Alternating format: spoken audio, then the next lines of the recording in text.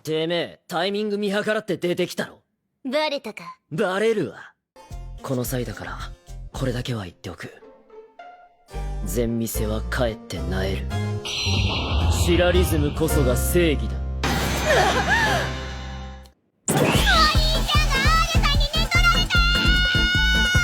いや、寝取られてはねえ。どうする？妹のファーストパイタッチ奪っちゃう？そっか。やる気を起こせる人が見つかったんだ。ああ、私じゃダメだったか。まあでも、負けないけどね。うん。あ？こんな、埋めてやる。こんな。部長さん！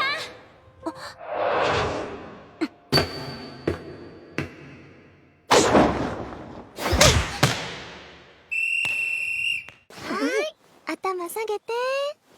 なんだこれは。こんなイベント見たことないぞ。終わり。失礼します。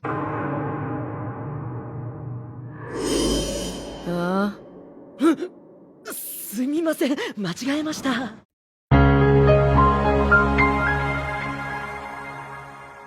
Halo teman-temanku, bagaimana kabarnya? V harap kalian semua baik-baik saja.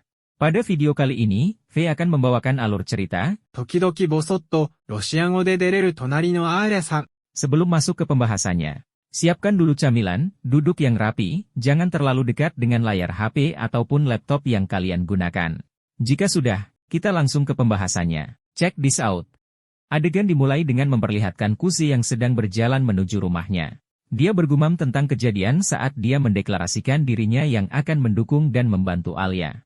Kusi merasa bodoh, karena dirinya yang melimpahkan beban keluarga Suo kepada Yuki malah berkata akan mendukung dan membantu Alia untuk menjadi ketua OSIS. Di sela lamunannya, dia mengingat kembali kenangan saat orang tuanya sedang bertengkar. Saat dia sampai ke rumah tiba-tiba dia melihat pemandangan. Kusi melihat Yuki yang baru selesai mandi. Namun hal itu merupakan sebuah kesengajaan yang dibuat oleh Yuki untuk menggoda Kusi. Setelah melewati pembicaraan yang agak lain dari kedua kakak beradik ini, kita diperlihatkan Yuki yang sedang mengeringkan rambutnya di kamar Kusi. Yuki bertanya apakah Kusi sudah memutuskan untuk bergabung menjadi anggota OSIS.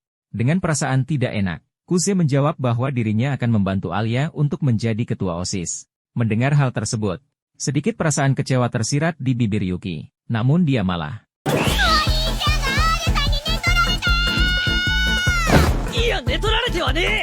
Setelah itu, mereka mulai berbicara sesuatu yang lebih parah lagi. Sambil menyisir rambut Yuki, Kusi meminta maaf karena dirinya mencalonkan diri dengan Alia untuk pemilihan ketua OSIS. Yuki tidak keberatan dengan hal tersebut. Meskipun tergambar kekecewaan di wajah Yuki, dia berusaha untuk tetap tenang. Kusi menjelaskan bahwa dirinya mencalonkan diri dengan Alia bukan karena dirinya membenci Yuki. Yuki yang mendengar hal tersebut mengerti, karena dia tahu bahwa Kusi sangat menyayangi dirinya. Yuki berkata bahwa dirinya tidak keberatan jika Kusi lebih memilih wanita yang lebih berguna bagi dirinya. Namun, jika terjadi apa-apa Yuki masih akan tetap selalu ada untuk Kusi. Saat Yuki keluar dari kamar Kusi, Yuki bergumam karena setelah sekian lama akhirnya Kusi menemukan seseorang yang bisa memotivasi dirinya. Yuki sedikit mengeluh karena mengapa bukan dirinya yang menjadi motivasi Kusi. Saat Kusi terbangun di pagi hari, dia sedikit kesepian. Karena biasanya Yuki akan masuk ke kamarnya dan mengganggu dirinya yang masih tertidur. Kusi berpikir mungkinkah Yuki sakit hati dengan perkataannya kemarin. Saat Kusi turun dari tempat tidur tiba-tiba.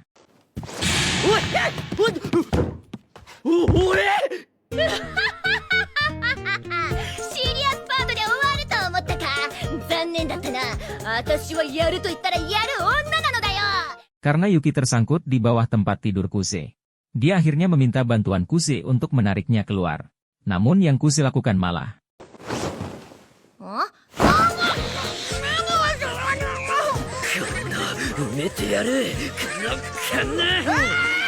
Adegan berpindah ke sekolah.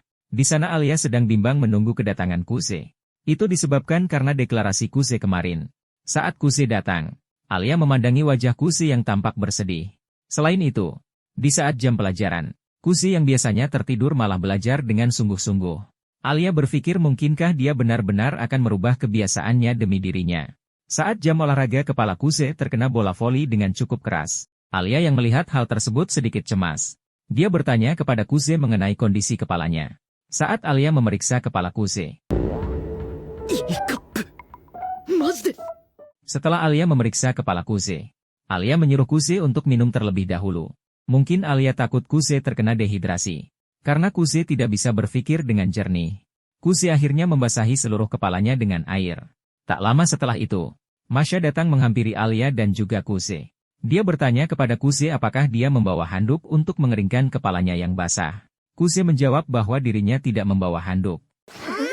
Atama sagete. Nanda kore wa? Konna ibento mita koto nai zo! Owari. Karena melihat kemesraan antara Kuse dan Masha, Alia langsung mengajak Kuse untuk kembali ke tempat olahraga. Masha sedikit merengek karena dirinya baru saja sampai ke tempat mereka berdua. Namun karena Alia memaksa, akhirnya Kuse pun pergi bersama Alia. Saat Kuse dan Alia sedang berjalan, Alia kembali menanyakan kondisi Kuse. Kuse sedikit heran dengan tingkah Alia yang seharian ini dia tampak baik kepadanya. Karena penasaran akhirnya Kuse bertanya mengapa Alia sangat baik kepadanya. Alia menjawab bahwa Kuse terlihat murung sejak tadi pagi. Alia hanya khawatir terjadi sesuatu kepada Kuse. Kuse menjawab bahwa dirinya hanya belum sarapan sejak tadi pagi. Alia langsung merubah ekspresinya. Alia menyimpulkan ternyata Kuse tidak tidur saat pelajaran karena kelaparan. Kuse menjawab bahwa dirinya tidak tidur saat pelajaran karena dia tidur nyenyak semalaman. Alia bergumam. Mengapa Kuse bisa tidur nyenyak sedangkan dirinya tidak bisa tidur karena kelakuan Kuse kemarin? Dan akhirnya Alia kembali kepada setelah pabrik hahaha. Saat jam pelajaran selesai, Kuse mengajak Alia untuk pergi ke ruangan OSIS bersama. Saat mereka sampai ke dekat ruang OSIS, mereka melihat ekskul sepak bola dan bisbol yang berlari dari ruang OSIS. Saat Kuse melihat ke dalam ruang OSIS ternyata ada seorang wanita yang sedang memegang pedang bapmu dengan tatapan tajam. Setelah mendapatkan penjelasan ternyata wanita tersebut merupakan wakil ketua OSIS yang bernama Chisaki. Kensaki menjelaskan bahwa tadi Chisaki telah memberikan sedikit peringatan karena mereka tidak mendengarkan Alia saat rapat perebutan hak penggunaan lapangan. Kuse tersenyum melihat kedekatan Chisaki dan Kensaki. Tak lama setelah itu datanglah Masha ke ruangan OSIS. Kemudian disusul oleh Yuki tak lama setelahnya. Setelah semua anggota OSIS berkumpul, rapat anggota OSIS pun dimulai. Dan alur cerita pun selesai. Oke, mungkin itu saja pembahasan alur cerita. 時々ぼそっと、ロシア語で出れる隣のアーリャさん。 Apabila kalian semua menyukai alur cerita ini, silahkan klik like, komen dan subscribe. Jangan lupa juga untuk membunyikan lonceng notifikasinya agar tidak ketinggalan video terbaru dari channel Sudut Cerita. Terima kasih bagi yang sudah menonton sampai akhir dan sampai ketemu di video selanjutnya.